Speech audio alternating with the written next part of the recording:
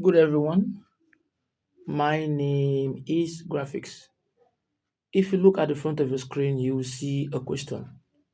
And the question says, two large parallel metal plates, each of area A, are oriented horizontally and separated by a distance 3D. A grounded conducting wire joins them, and initially each plate carries no charge. Now a third identical plate carrying charge Q is inserted between the two plates parallel to them and located a distance d from the upper plate as shown in the figure. A. What induced charge appears on each of the two original plates? B. What potential difference appears between the middle plate and each of the other plates? So let's get into business. Looking at the diagram and the question, we have some parameters that is given. First of all, the distance between the grounded plates is 3D. What does that mean? It means that if you look at the first plate and the last plate, they are both grounded. So distance between both of them is what? 2D plus D, and that is 3D, right? Now, the middle plate has a charge Q as stated in the question. The charge plate is D below the upper plate. So the charge that was introduced into this field is what? D below the upper plate. That is, this is the charge from here to here is D. And the charge is 2D above the bottom plate, right? We have the area we'll be using A, capital letter A for the area. Now, the first thing you should need to know is that we are told from the question A, we should look for the induced, for the upper charge and the what? The lower charge, right? Should look for the upper charge and the lower charge. I will take, when I use sub 1 is for the upper charge, when I use sub 2 is for the lower charge. So recall, we know the charge Q is equals to CV. So if I talk about the upper charge, it will be Q1 is equals to what? C1 V1. And for the lower charge, it will be Q2 is equals to what? C2 V2, right? Having it in mind that V1 and V2 is equal. Why is it equal? Is equals to V. Why? Because the plates are in parallel. So in parallel plates, the voltage are the same. Now, when you look at this carefully, from our formula here, we need to look for C1, C2, and also look for what? For V.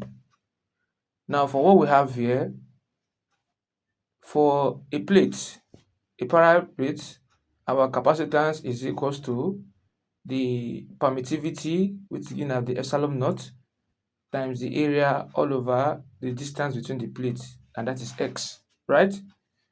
Now, from here, that means my C1 will give me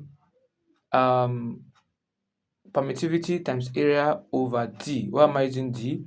Because the reference point is the charge plate. So from the charge plate to the upper plate is D. That's why I'm using D. The distance apart is D. YC2 will be permittivity times the area all over 2D. So the distance between the charge plate and the bottom plate, which is given as sub 2, is given as what? 2D. That's why I'm using that. Now, since these two plates we're dealing with are in parallel, that is the C1 and C2, right? Since they are in parallel, we say that the equivalent capacitance or the level of the plate will give us C1 plus what? C2, because they're in parallel. When capacitors are in parallel, you are going to add them together. Now, for what we have here, we know our C1 is giving us permittivity times area over D plus our C2 is giving us permittivity times area over 2D. Now when we take the LCM is 2D, and D in 2D will give us 2D, will give us 2, and 2 times permittivity area will give us 2 permittivity area plus 2D in 2D is 1. 1 times permittivity area will give us permittivity area, right? So we use the Epsilon naught as my permittivity here. Now that means my equivalent capacitors will now be equals to 3 permittivity area over 2D, right? So what we have here, we've gotten our equivalent capacitance. So we'll now look for the potential difference. Like I told you earlier, we know from the relationship Q equals to CV, making V solve the formula, my V will now be equals to Q over what? C equivalent, because we're dealing with C equivalent here. Now when you do the needful, we have our Q all over equivalent capacitance will give us what we calculated there, which is 3 permittivity times area over 2D. Now this will now give us, you take the 2D up to multiply the Q, we'll now be having 2QD all over 3 permittivity area, right? So we've gotten our potential difference. We've gotten our C1 and we've gotten our C2. Now we will now go to calculate, put them into equation 1, right? Which is the upper charge. So the upper charge here, Q1, will now be equals to the C1 we calculated is permittivity times area all over D times the V we calculated is 2 times the charge over times D all over 3 permittivity area.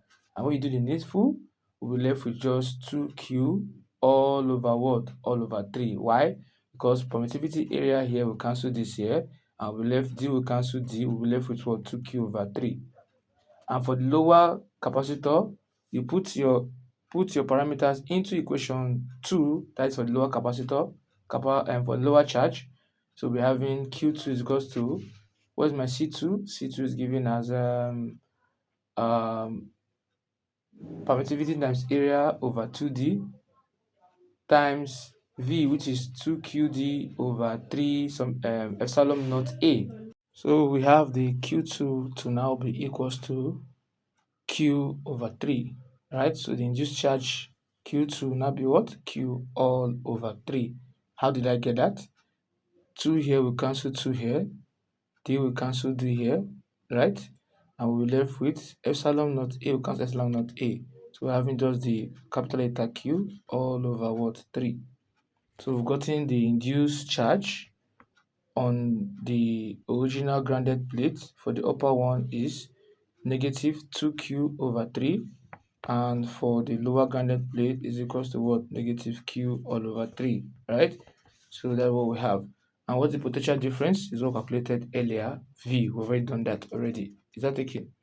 So, and the question here is, we've already gotten what we want here. So if you have found it helpful, please don't forget to like, subscribe, and also share the video. Thanks for watching, right? So always remember that the voltage are the same when the plates or the capacitors are in parallel, are all together. So thanks for watching.